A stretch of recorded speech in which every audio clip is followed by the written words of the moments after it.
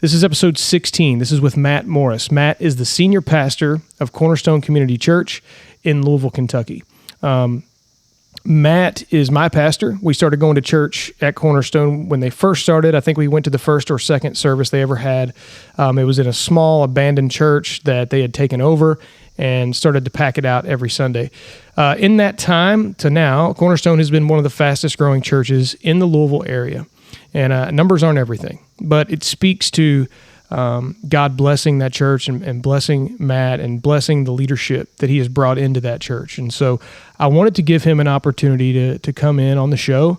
And, I've heard his story from the pulpit when he's preaching. I've gotten to hear it multiple times, but our audience hasn't. And so I wanted to give him an opportunity to get in front of our audience and share that with them and share the story really of how God has come through on multiple occasions. And so I hope that you get a blessing from hearing that in this episode and that you get to know Matt a little bit more than you would on stage. Now, here's the thing about Matt. He's probably one of the most genuine people that I've ever met. I have talked with him multiple times when he's not preaching. I had lunch with him on multiple occasions, and he is the same guy every time. He really has a heart for God. He has a heart for people, and he is very genuine. So if you know him, what he sounds like on stage is exactly what he sounds like on the camera here. And so, but just an incredible story of how God can bless a church and bless the people in it and bless the leadership there. And so the hope is that you'll get to hear his journey from the beginning. He says he's good at two things, playing basketball and preaching. I can't speak to his basketball career. I do know that he coached under Rick Pitino at the University of Louisville. So he's got to know some basketball. He's definitely good at preaching. And I think you're going to be blessed by getting to hear the story, his story and the story of Cornerstone. So without further ado, let's start the episode. Matt, I am so grateful you came on, man. Yeah, man, it's good to be here. Thanks for the invite. Yeah, we had a Cornerstone guy on, Chad, a few episodes ago, and the Chad Life. The Chad Life. Oh yeah, yeah, he came on. I didn't realize how many followers he's They gotten. just released a top 10 influencers in the city of Louisville. I don't know if you saw that, but he was number 5, right behind Donovan Mitchell. So really, I said, man, I think you've made it now. Yeah, we've had two of them on. We had Tom Mabe on. Oh yeah, which was he's an interesting guy. Because there's some connection there. Yeah. Tom's guy was kind of the one that told Chad about, hey man, here's kind of the formula. Yeah, he coached him up. Yeah, because Chad came to me and was like, hey man, I'm gonna start doing this social media, and I was like, well, man, go for it. But I didn't see the vision. But yeah, apparently Tom's guy was like, man, if you can get this and get into some memes and Facebook, and Chad's really captured that audience. He has. He was kind of dropping some knowledge on us because it's something that we've grown this show exclusively through social media. So like I'll share it in different groups. We're kind of in like the service business groups and stuff, and it's grown relatively well. But I don't know anything about how the algorithms and stuff work. And so Chad was like, every episode you got to dig through the analytics and figure out how long are they watching the clips and then nail it down and only post it those. It's crazy. It's a whole. It's an art. It's a science. Yeah. And my wife a couple months ago, she was like, "Why don't you just start making videos like Chad?" And I said, "Oh yeah, that's what I'll do." Yeah. Well, there's about that yet. There's a pastor in Nashville who my wife's family, they go to his church, and I see him all over TikTok. Yeah. And he's just like a country pastor, but I guess they've figured this algorithm thing out, and so he's there's some kind of actually blown good up. AI programs now made for sermons, and they'll take my sermon and they'll clip it up for me. Oh, that's very cool. Yeah, and so it's wild. They'll make a 5-day devotional, a reading plan, Bible studies, Facebook post, Twitter post, and it'll be done in 5 minutes after the sermon. That's crazy.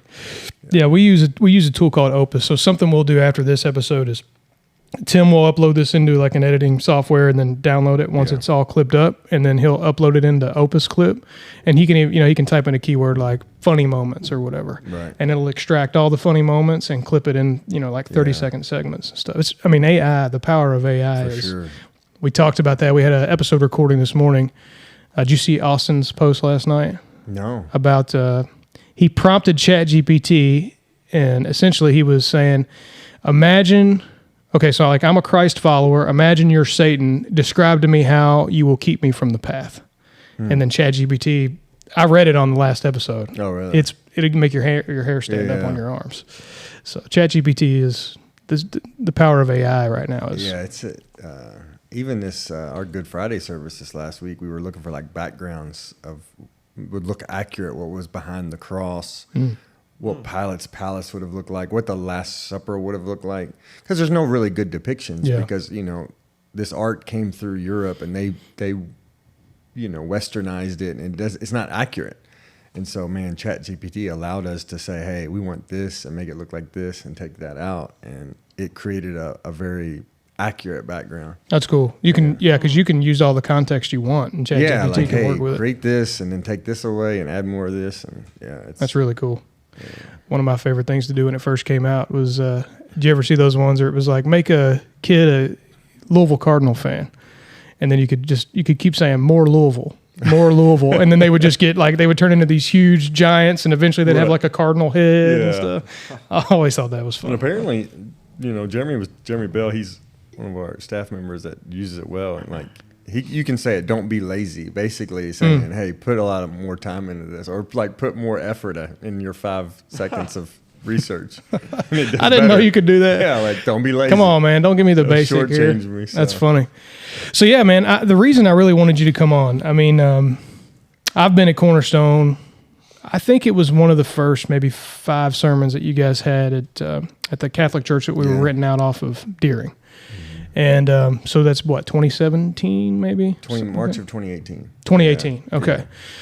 So we started coming really early on, and we had been looking for a church for a while. And Corey, our mutual friend Corey, recommended you guys, and so we came out, and we've been there ever since. And I've gotten to kind of watch the journey and watch how the church has grown and how you've grown and how we've grown in our faith, and it's been cool to be a part of. And I know you get to tell the story a lot in your sermons, and kind of where you came from and how you got into pastoring. And I wanted, I know you get that opportunity a lot, but for a new audience to kind of get to share. I've always been curious what it looks like to become a pastor. When does a guy know he's a pastor? Because you come from the same area we grew up in. Right. You had a lot of the same situational stuff going on in your life that we've had going on. And I've seen it in Tim, who you guys can't see on camera. Tim's behind the camera. He's being called into the missionary field right now, and so we get to talk about that a lot. So I've seen it working that way. But being a pastor, what does that look like, man? So where'd you come from, and how did you get into this kind of role? Yeah, so, it's interesting. Never thought I would be in this role. I mean, I didn't preach my first sermon until I was 30. So it wasn't like it wasn't even like I was running from a call. It wasn't even like people saw something in me and was like, hey, you should be doing this. People that have known me since high school, if they ever come to the church, they're blown away because I didn't speak in high school. I was that shy, quiet, sat by himself most of the time. Mm-hmm. And so that really wasn't my personality.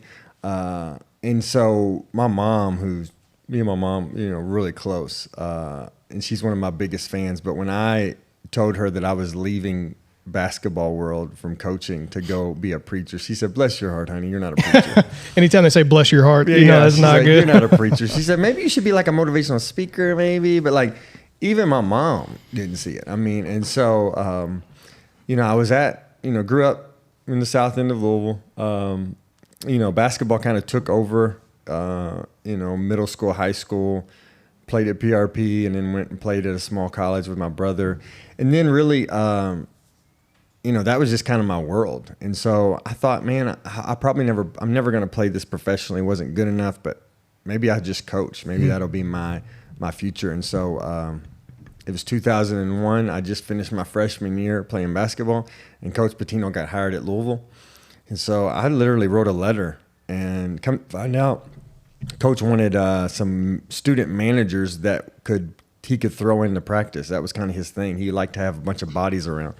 And so as soon as they saw my letter, he's already playing college, he wants to come and just learn, they called me. It's actually funny. The head coach of Maryland, Kevin Willard, who he was a big topic this last NCAA tournament. Mm-hmm. Didn't he just move on? Villanova. Yeah. He called me.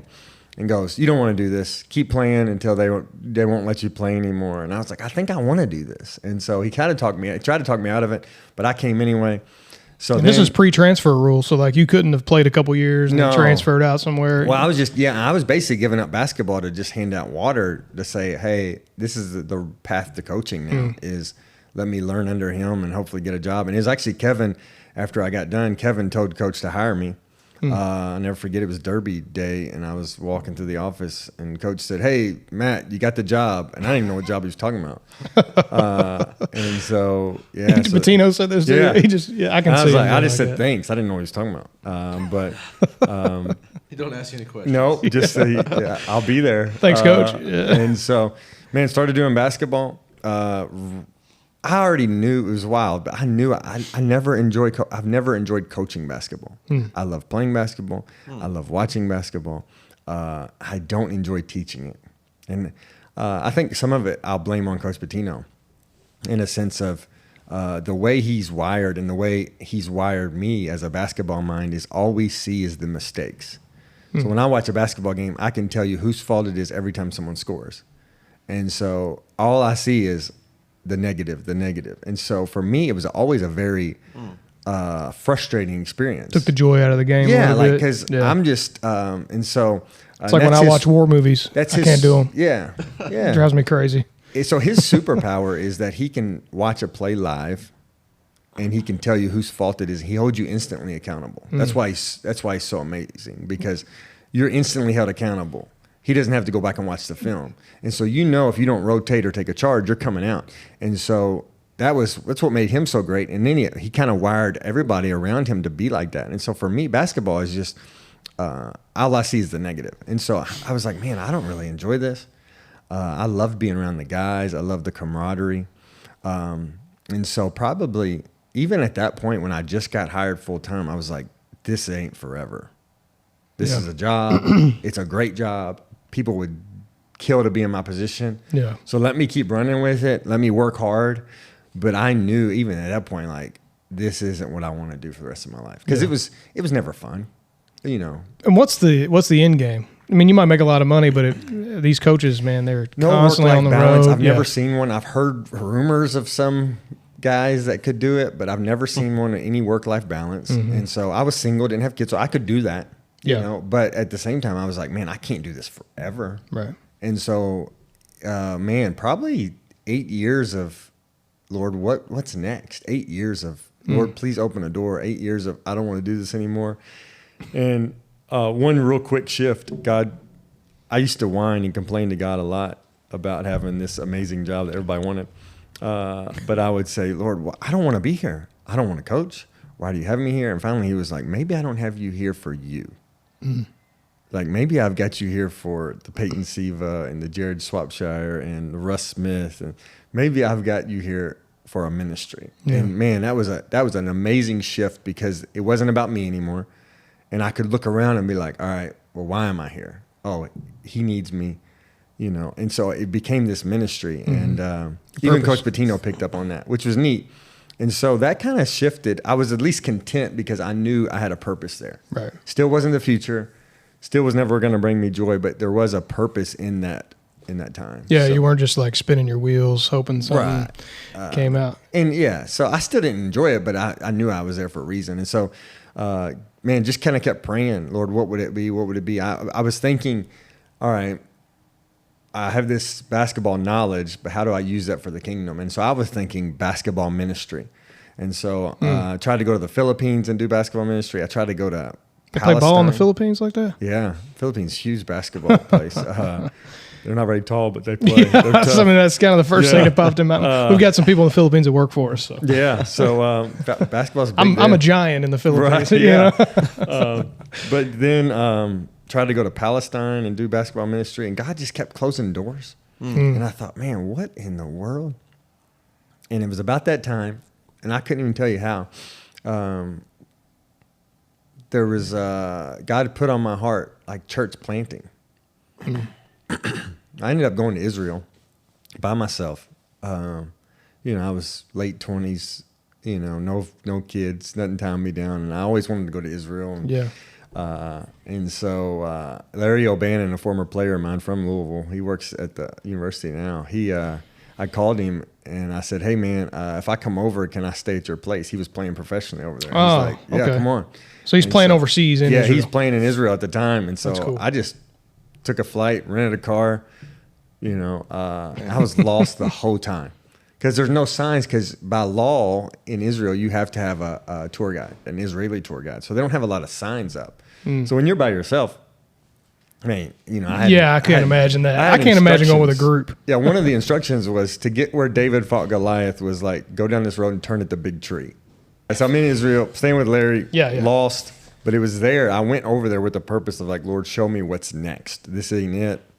Coaching isn't it. What's my future? And so I struggle to share this kind of I heard from God moments. I always think you should be weary, kind of a little bit leery of people when like God told me this.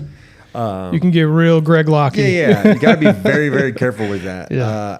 I was seeking the Lord, and I went to this one place, Beth Shemesh, where the Ark of the Covenant had sat on this rock when it came back from the Philistines, and I had gone there and prayed, and Lord, I was stubborn. I'm not going to leave her till you told me, and I just got nothing but a sunburn. But, I kind of went back, and I really do felt that I got some clarity that day. I didn't hear an audible voice or anything, but I felt like I got some clarity that I needed to come back to the south end of Louisville. And I fought against that because I was under this very immature thinking of I needed to go across the ocean to be a missionary.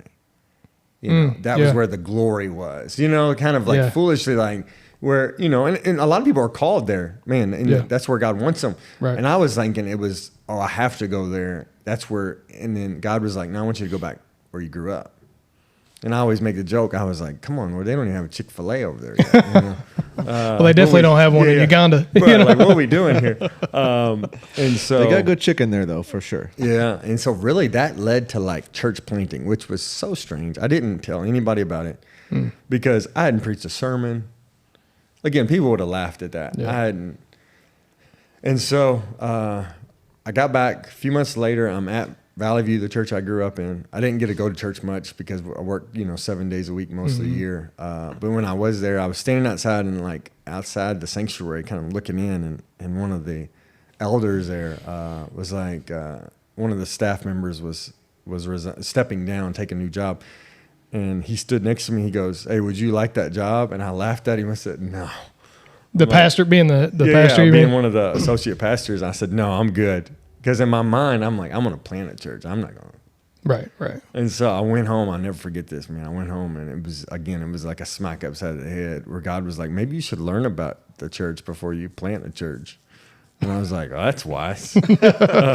You know what? Good idea. Yeah. So I called the guy back, and I said, hey, were you serious this morning? Because I'd like to have a conversation. And so that led to about a year's worth of conversation.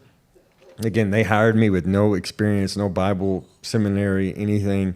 I didn't know what I was doing. They hired me to be like the college minister over young adults, and then like community outreach. And so didn't know what I was doing. Went in first day and was like, let's just figure this out. And that's cool. Like one of the first Wednesdays, Pastor Joel, who I call my pastor, he's down in Alabama now, where he grew up, but he said, "You're preaching this Wednesday night." Oh, he just hit you out of the blue with it. Yeah, and I was like, I'd never prepared a sermon. Nobody was coaching me. Yeah. It wasn't like someone was like, all right, do this and this and this. And so I didn't know what I was doing. I got so anxious that my neck locked up. So if there's a video of it, I'm preaching like this. Oh, you did this on stage? My neck was like so stiff, I couldn't turn my head. You had the shaky voice going on and stuff? And then because you're at that point of like, if I do well, I'll get more opportunities. Yeah. And if I don't do well, I'm going to get benched. Yeah. Again, that sounds not spiritual. Well, in your own but mind. At the same time, you're like, hey. Well, you took the job to preach. Right. You'll get more opportunities if you show some giftings or. And you're coming from a basketball world, too, where it's like, you get your shot. Right. And so I'm like, man, this is. And so I preached that Wednesday night. I don't know where I'd love to watch it because it was probably so bad. But did they record it? I'm sure they did. Oh, yeah. But Gotta go to the archives. To find that one. But yeah, then got more opportunities, and that was the one area of the job because all the community outreach, even the young adult stuff, I just struggled with. I'm not very organized in the sense of like I can see big picture and vision stuff, but getting in the dirt and making things happen, and that's kind of my role at that time was like make things happen, and that was a real struggle for me. But the preaching side, man, I really enjoyed. I enjoyed the study way more than I did the getting on stage. And so that's where, man, I really kind of got into this. All right, this is my lane. This is my strength. And I learned years ago, man, someone said, I was really bent on making my weaknesses strengths. And then finally I was encouraged, go all in on your strengths, Yeah. And I was like, oh, I'm good at this preaching thing. Everything else I struggle with. Not that I'm going to stop trying to improve, but I'm really going to go all in on my strengths. Yeah. And so the preaching, teaching, studying was really, it became apparent that was my lane. And so, again, we're there for 5 years. They kind of knew I wanted to plant the whole time. Again, I always kept that like, hey, I want to plant a church. Right. Yeah, you weren't trying to like get info and then, yeah. I loved being there because I was where I grew up. Everybody knew me since, or people there changed my diapers. But at the same time, I knew I wanted to plant. And so 5 years in, God just revealed, hey, this is time. And, I quit my job, walked away from a paycheck. My wife had just passed the nursing test. So she had just got a job that replaced my salary. And so it was funny timing. Oh yeah. It was just like, all right, we can do this. And didn't have a clue what we were doing. But we were I stepped out in August of 17 from church, Valley View. And then we were going to plant August of 18. So I was going to take a whole year to ramp up. And then had some wise men say, hey, maybe we shouldn't wait a year. And so we had our first informational meeting. About 350 people showed up. And then I said, all right, if we have a building and we can raise $100,000, then that'll be my fleece of like, all right, Lord, we're ready to go. Yeah. And so God kind of took care of the rest. Yeah, I remember you had said that you were looking at a theater and at a high school. Yeah. And then you didn't think that had worked out. No. And so in the meantime, you had gotten the church off of Deering. Yeah. And then you got a letter in the mail that they had approved the request for the church or for the school theater. But if you'd gotten that, then you wouldn't have been able to fit everybody. Jefferson County was billing me for renting out a gym at PRB High School. It was funny. But they never told me I had permission to meet there. And so all that worked out. And then we had found this old Catholic church that someone had bought and renovated.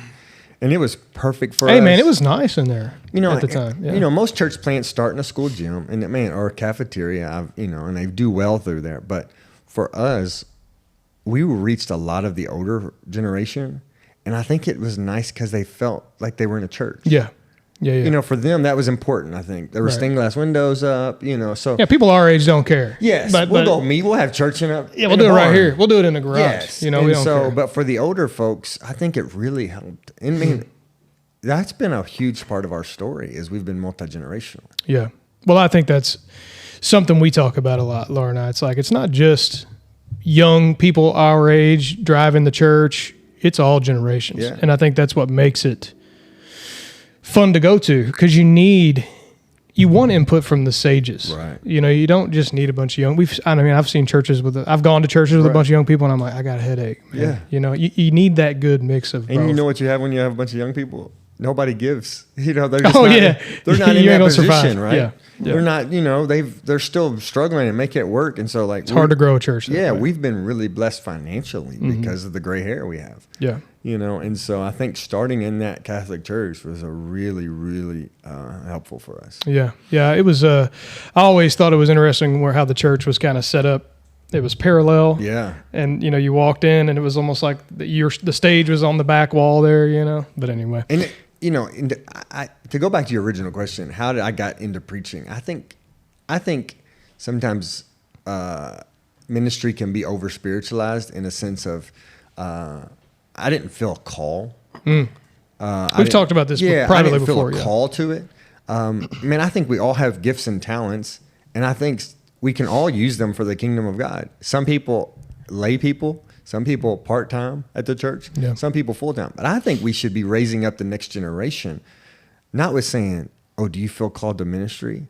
Like, we don't ask people if they feel called to be a doctor. Yeah. Like, I think we say, hey, what do you want to be? And when they have all these options to choose from, I think ministry should be one of them. Like, hey, I'd like to use my gifts and talents for the kingdom of God, and maybe in a full-time capacity. I see some of these young folks. I think instead of we saying, man, you should go be a doctor or a lawyer or something like that, we should be, man, you'd make a great pastor, elder, leader of the church. I think sometimes, again, it can be over spiritualized of like you have to have some type of moment from God, or he splits on the Mount sky. Sinai, and he calls you, and I'm like, I didn't have that.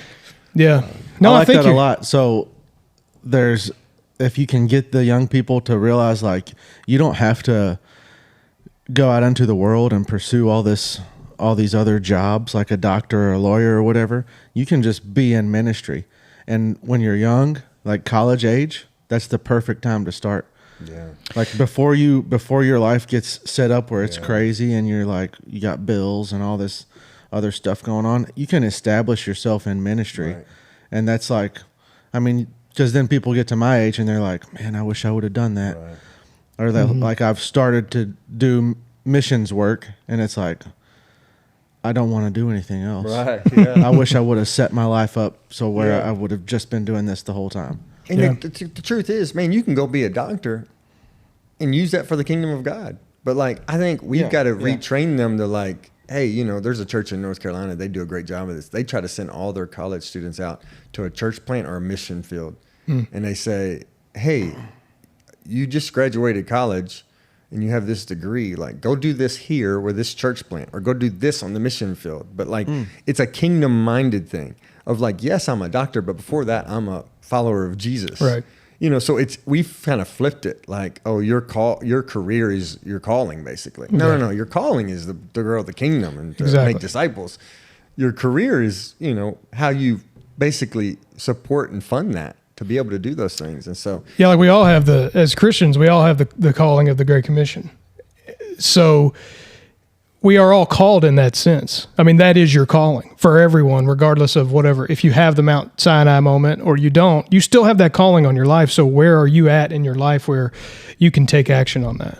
And so like a good example of that for us. So when Tim and I've told this story before on the show, but when we started this thing, it was like we were just having a Bible study and we'd pray by ourselves. And so then we started praying for like, God, bring us people, because there's only two of us, and if we ever want to grow, we're going to have more people. And then it's like, well, that's our purpose is to grow, but what's the real purpose there? Because like we get to reach businesses across the United States. We only have 2 businesses in Kentucky that we work with. The majority are all around the U.S. And so I'm like, we have an opportunity to shine God's light in and through what we're doing here with our clients. So like if we provide a high quality service, then there'll be opportunities in that relationship where we get to do that. So how do we structure this in a way where we can communicate that in what we do, which I think is through doing good, high quality work. Now, of course, you get people that, just like in a church, people that aren't happy and you know how it goes, but those opportunities come when they tune into the podcast and they get to hear who we really are, right? And so we wouldn't have had the opportunity to reach them. But anyway, my point in saying that is I didn't feel called to like start a podcast so we could spread the gospel. But I think if you have the Great Commission in mind, like to your point, create disciples and lead people to Christ, then you can formulate your life in such a way to drive people to that. You don't have to be a lead pastor. Right. And then you can serve in the church, which is something that I think we've talked about before. And Tim does a really good job of, and I look to him as an example, because sometimes I'll be like, hey, man. He's like, nah, dude, I got the church. And I'm like, dude, you know.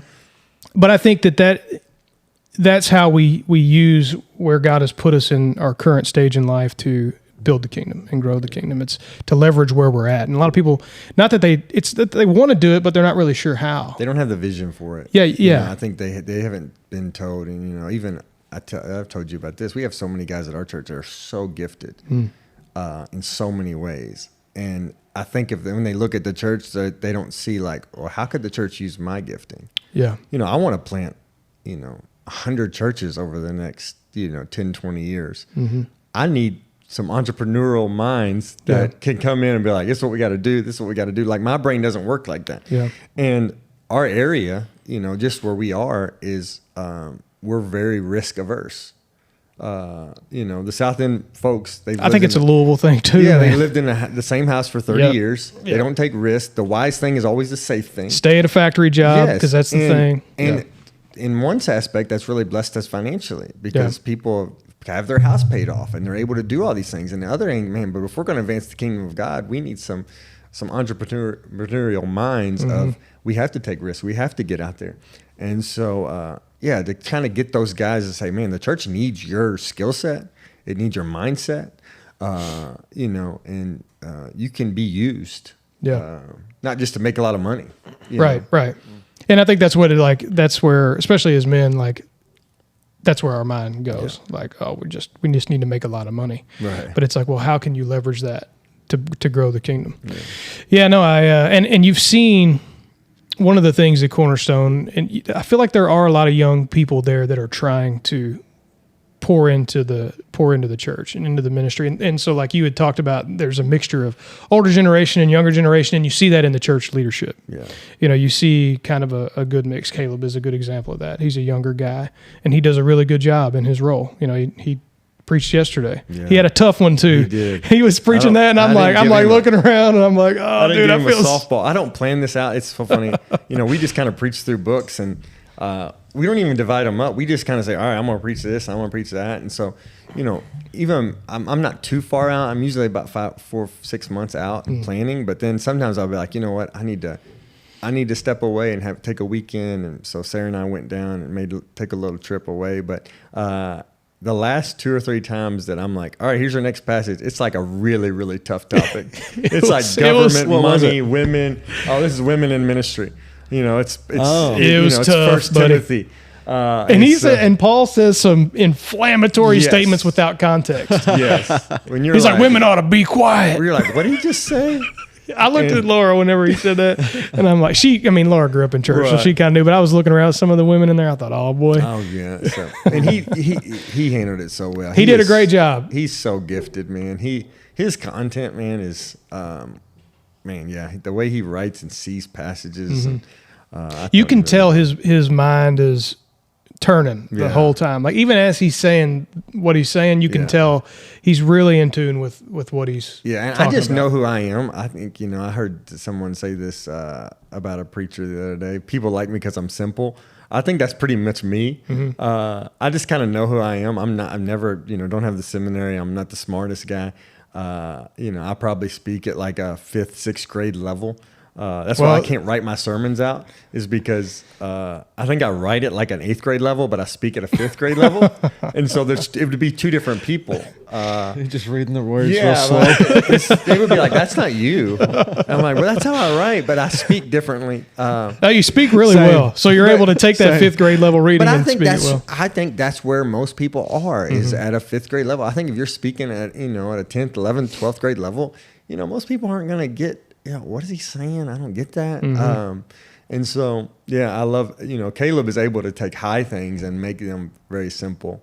And I'm good at finding guys that can do that. And then, I have a weak capacity of just being a sponge. Everything I read for a week, I can remember for a week. Yeah.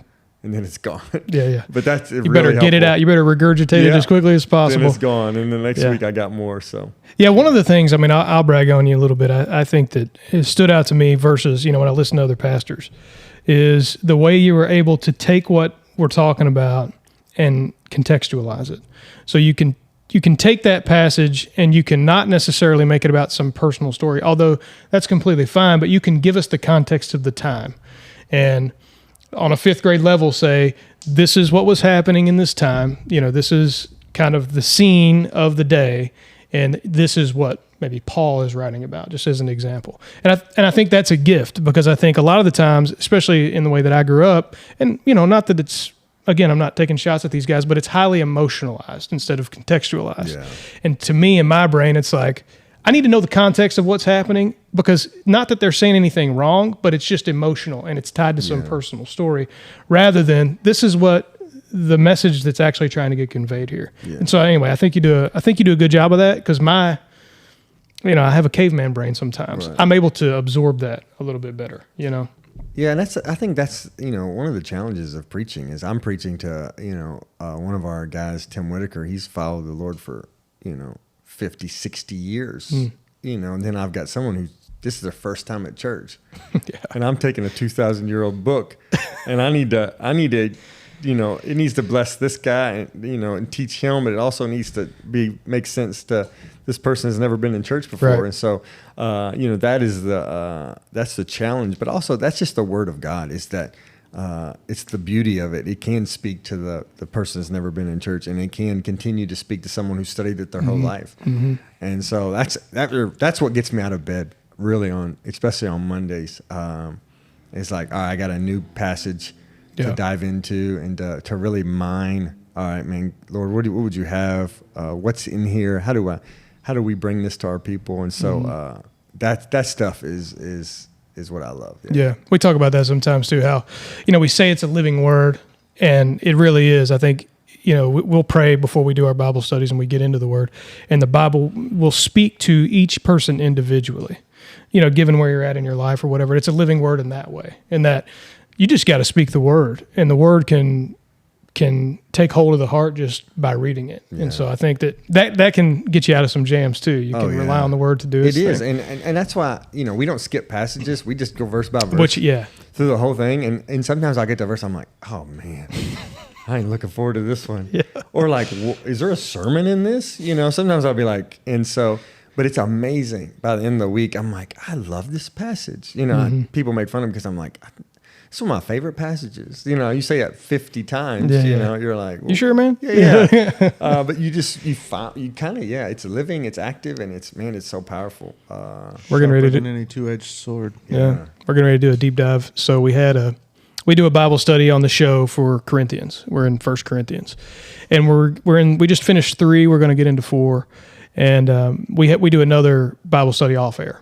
And so we had finished John. We did John up until right around Easter. We thought we'd do a gospel, and we were like, what are we going to do next? So like I'm wanting to go Old Testament. I'm thinking Job, Isaiah. Right. Isaiah, they consider it like the 5th gospel in a lot of ways. So I thought it would be cool to go back to Isaiah and see the build up. So everybody wanted something different, and Ryan wanted Revelation. So you've seen the little like spinning wheel apps on your phone where you can. So everybody put their book in there, and we spun. So we got Revelation. Okay. And so we start reading Revelation. Now, Tim's done like a deep study on it, and so he's probably the most well-versed in it. And I'm reading it, and then in the very beginning of Revelation, it says, those who read this aloud will be blessed, and those who are open to hearing it will be blessed. And I'm like, we got to record this thing. Yeah. So we're getting ready to do a big recording on the series of Revelation. And so I went back and watched 2819 guy. Have you started watching him yet? Yeah.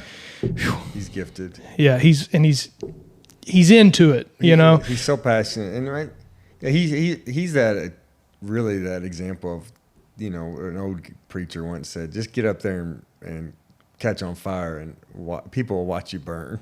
He is that guy for real. Yeah, you just was like, oh, this guy, he loves this, he feels this. He's got a series on the Revelation, and he does each of the 7 churches. Yeah. It's just the 7 letters, or the 7 letters. Not the whole thing. Each letter is I a can sermon. tackle the 7 letters. The other stuff, man, I'm not ready yet. I got to figure out where I land. And I know, man, it's so much. There is a lot of truth in there. You don't have to get caught up in this is going to be this and this is going to be that. And so before we go through it as a church, I need time to figure out, all right, wrap my head around it. But every time I've talked to a preacher, they're like, man, one of my favorite series I've ever preached. So, yeah, and I asked Laura, I said, if you have any hints, she's like, I don't want to read Revelation. She's like, I don't need to know. I know where I'm going. I don't need to know all the bad stuff. And I'm like, I want to know. It ain't all bad. I know, but it is also crazy. The Bible, the way John wrote that is, it's beautiful and awesome and scary, all wrapped into one. But anyway, we're going to get into it here, and so I'm excited about that. But I felt this pressure since we decided to do that. I'm like, I want to do this right. And so we're going to go really slow through it. And anyway, I've never really had the pressure of like, what's it look like to write a sermon? But I feel like this is the first time where it's like, you got to do this one the right way, especially if you're going to record it. And I just felt like whenever it started to say, those who are open to hearing this will be blessed, I'm like, we could bless a lot of people. For sure. So let's take our time and do it right. Yeah. So I did have one thing that I just wanted to bring up. We had on the last episode, we started talking about, I don't know how we even got onto the conversation, but we started talking about communion. Mm-hmm. Okay. So this is going to be fun a little bit. So the communion conversation it was almost like, should communion be taken every Sunday? Oh, yeah. And so I think that in the Bible says, Tim brought this up, should be taken as often as you want to take it. Yeah. But then Paul's very strict on, And so this is my question, because I don't really know. I'm not well versed enough to know. But it's like, hey, this is a serious act. Mm-hmm. You need to make sure that, you're saved, a believing Christian, Tim, you don't have the verses pulled up, but he read through the verses. Yeah. And so I'm like, with that in mind, I feel like it's a serious act, but every church we go to, it's just there and everybody just kind of does it. Yeah. And so I'm like, I'm going to ask Matt about this because maybe we're missing something and maybe it's not that big of a deal, but I thought I'm going to ask Matt about it, and just kind of hear what he has to say. It was a struggle because to figure out where we were going to land as a church. Because I grew up Baptist where, and my Baptist background is once a month you took it on a Sunday, then once a month you took it on a Wednesday. And so, if you had perfect church attendance, you'd take it 12 times. If you didn't, you might take it 5-6 times a year. Yeah. That's kind of the way it was for us. Wednesday nights and you missed a Sunday and you got it 5 times that year. Mm-hmm. And so that was the context I grew up in. And not saying anything's wrong with that. Again, I don't think this is one of those things that is black and white. But that was the thing we said. This is not like a gospel changing thing. It's just one of the church function things that we were curious about. And so when we planned a church, we kind of had to. All right, what are we going to do? Yeah. How are we going to handle this? And I never forget. I was at this conference and a guy named Tony Merida. He's out of North Carolina now. Real sharp guy. He had a commentary and on a book I was reading, but then he had a whole breakout on the Lord's Supper. And he walked through all the passages, and he's like, what I see is every time they got together, it was there. Right. And so he said something I'll never forget. He says, if you don't have the Lord's Supper every Sunday at your church, you just need a good reason why you don't. And I didn't have one. Yeah. And I thought, well, that's interesting. And so, and I said, okay, I don't have a good reason, so it's going to be there. But then the problem is what I wrestle with is, one, logistically, it's a lot. It's a lot of grape juice. Logistically, you got to figure it out. 2, with all of the, like you just said, the heaviness, the seriousness of it, I don't feel comfortable. And I need to be real careful with this. Yeah. We can edit anything we need to edit, by the way. Sorry about that. We're not going to put you in a position where I didn't feel comfortable without proper explanation passing it across a non-believer's lap. Okay. Because they don't know what it is. Exactly. Everyone else is taking it. Yeah. So there has to be warning with it if it's going to be passed, okay? Number 2, I remember in COVID, people were passing them out at the door when people came in. Well, now you're handing someone to a non-believer that the Bible says could make them sick. Like, there's some warnings behind this. Yeah. And so, and you're just judgment of God, like a bulletin. So I wasn't comfortable with that. Yeah. And so where I got comfortable with is we're going to make it a part of a response time. It's going to be available. Now, a non-Christian, I don't think is going to show up and respond and get out of their seat and come and take something where they're like, I don't know what this is, and not everybody does it. So it's not like the whole row's getting out. And so we kind of make it on a normal week at our church. It's a part of response. There's 4 stations in all 4 corners. You can come and as a response to the gospel, as a response to what Jesus Christ did on the cross, you're going to take this and remember that. Yeah. That's your response to the sermon. Now, once a month, we do take it as a family. But then that comes with an explanation. Yeah. Who is this for? This is for Christians. Man, if you're not a Christian, man, this is an intimate moment between should be an intimate moment between you and God. And this is something that's it's okay for you to just pass on. And so I feel more comfortable in that lane. And so really, I guess that comes down to less conviction than comfort. What am I comfortable doing and teaching and leading in? Yeah. I don't necessarily have the conviction of one way's right or wrong. Yeah. So I think for me, it was a comfort level. And so, I'm kind of with you too. That was kind of what I was saying. I'm like, it's not a gospel changing thing. I think it is serious. I think only doing it once and only doing it corporately and never having it available. You know, the one command Jesus gives in the Last Supper is take this as often as you want in remembrance of me. Yeah. So he's like, take it often. So I understand that it should be taken more than once a quarter when the church says it, and it can only be this very, heavy time, which I think is also important. So it's like this, as a pastor in a big church, I can imagine that being a weird balance. I think the alternative to that is you can go really far the other way, where it's like, hey, this is communion, everybody take it. I've been to churches like that where they're just like, everybody's taking it and they don't really know, like you were talking about earlier. And then it's like, okay, so it's just one of those things. And we were talking about because, even Dakota, who's, he comes on the show with us, he's like, I just thought this was just like a community thing, you know? So I just took it. And I'm like, well, so then Tim started reading the Corinthians. He's like, oh no, because it was like, you're asking for the judgment of God. So anyway, we had this really good conversation. And I'll say this, most of church history, the gathering of the church revolved around communion. Yeah, that's a good point. The table was the center. It wasn't the sermon.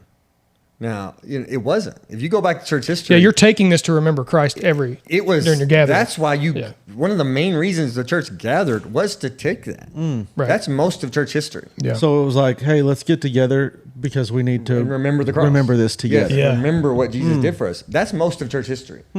That's actually really cool. If you go back and look, those old churches, they're built around a communion table. That's the center. It's not a pulpit. Yeah, right up front. Right. Yeah. Right. And so we've turned it into a pulpit. And I'm not saying, again, I believe the preaching of the word is a very important thing. We've talked about that. But the communion for most of church history, now, I'm not saying they were wrong or right, but most of the people have said this is the centerpiece. So that's where another reason why I was like, all right, well, if we're going to gather, we're going to do this. Yeah, I mean, I think that's a good point. I do think that there is power in that, having it available for people. And that's what we were talking about. I was like, just as long as the people know the heaviness of it, then I think it should be available, because I grew up in a world where communion was once every now and then, and it was on a Sunday night, and and I'm like, well, that's not really biblical either. So where do you find the balance? And they did that to make it feel more heavy, because it's not all the time. I get that. Yeah. They wanted it to be more they want you to understand the weight of this thing. So I get that. And so again, I see both sides, and where I landed was like, hey, this is what I'm comfortable with. Okay. Yeah. I was just curious where you were at, because we had that conversation. I'm like, well, so people that are listening understand too. We came across it because in 1 Corinthians 11, it's talking about, Paul's writing about that. 1 Corinthians 11:27. Whoever therefore eats the bread or drinks the cup of the Lord in an unworthy manner will be guilty concerning the body and blood of the Lord. Let a person examine himself then, and so eat of the bread and drink of the cup. For anyone who eats and drinks without discerning the body eats and drinks judgment on himself. Yeah. Yeah, and I've recently studied that passage, and I hope I can, where I landed was, I grew up of examining the heart was like, you better be right. Your heart better be right, before you take this Lord's Supper. And when I went back and studied that, where I kind of landed was, it's what you're examining is how you're taking it. Oh, okay. You're making sure you're doing it in the right way.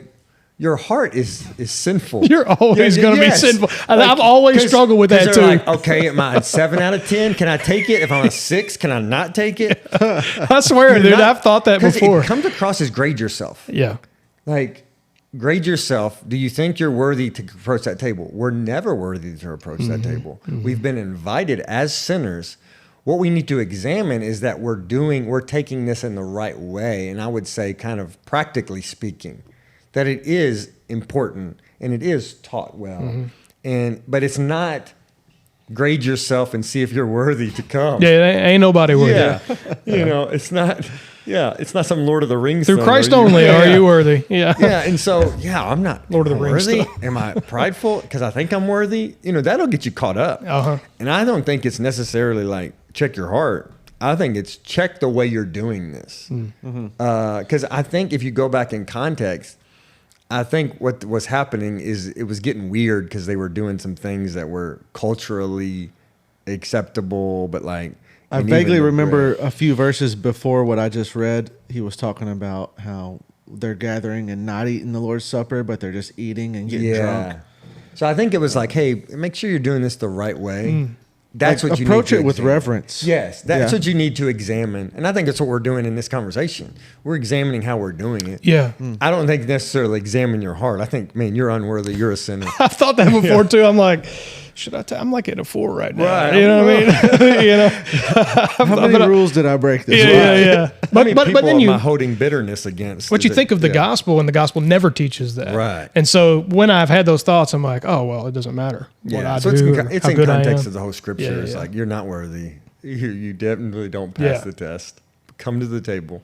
Yeah. Because you're remembering what gets you to the table is the cross. Understand the importance of this and do it well. Yeah. And that's really the message. No, I think that's good. And that's why I wanted to ask, because I knew you have had to have wrestled with that at some point, because, you're bringing a lot of people from a lot of different churches are coming in to Cornerstone over the last, you're still kind of we're not a new church anymore, but I mean, we're under 10 years old. So there's, there's a lot of contention, I'm sure, of different ways you do things and I've stuff. had pushback because we've had to, and this is weird to think about, nobody thinks about this, but our rows in our churches are what I call first class rows. And the reason why they're first class rows is so that people can get up and take the Lord's Supper and not have to step over people. So we could fit more people in our sanctuary and maybe have less services if we didn't have Lord's Supper available every week. I got you. So Because you could shorten the rows. Yes, we could move people in. You could at least get 2 chairs probably on each.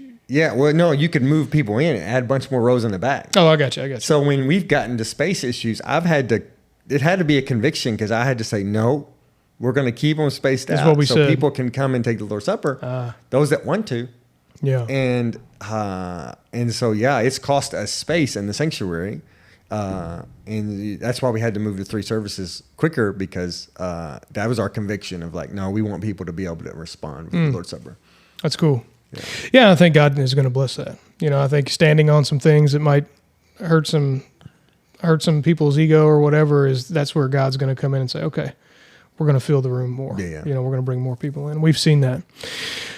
Well, anyway, I wanted to end on a contentious moment. I know we had a really good conversation. I really wanted to get, at least to have our listeners get to know you. And just a point that, as you were talking earlier, and you were talking about, going to Israel and having a connection there through when you were at U of L. And you were talking about at U of L, you were praying like, hey, I want to move on from this, open a door for me. And the whole time God used a connection you were making at U of L to be able for you to go to Israel and then find his purpose in Israel. Yeah. And you had no idea. We talk about that a lot, how no matter what moment you're in life, there's something happening. He's always working, and you're not going to see it. But he's going to reveal it in time. And that stood out to me when you were like, oh, I knew this dude from U of L, and I got to, had he not put you in that position and gotten you to kind of take a risk and, be on the staff there, that likely would have never been revealed to you. And so no matter what situations we're in, God's always working behind the scenes. And so, I don't know, that stood out. The whole conversation, that's the one thing that stood out to me. And man, I'm grateful you came on and shared the story with us. I love talking. So I know you do. That's why I wanted to have you on. You make it easy on me. Yeah. I have to draw some conversations out of people, and there's a lot of awkward moments where I'm like thinking about what I need. That's why I like to have Tim here, because Tim can interject whenever I don't know what to say. Interviewing people is such a skill. I want to learn to get better, but it takes reps, to know how to lead people and guide people, but also just to pull things out of people and get them comfortable. And but no, this has been great, man. I enjoyed this. Well, thanks for coming. Yeah, we got a Lou Ott, former MLB player, coming on right after you, so I'm looking forward to that. I hope he's a good interviewer. If he's not, I'm going to give him a bunch of crap because I'm expecting him to be. So surely he's done a news interview or two. So, well, Matt, thanks so much for coming on, man. Guys, if you enjoyed this episode, please share this episode with someone that you know. Subscribe to our channel on YouTube. Give us a like on social media. Go check out Cornerstone Community Church. If you're listening from Louisville and you need a church home, go check out Cornerstone Community Church. What is the address, Matt? We are in the corner of Lower River Road and Greenbelt. Greenbelt Highway. Take it all the way to the end. You'll see the big church. Right on the by Mike Lenning's. Yep. Guys, thanks so much. We'll see you on the next episode.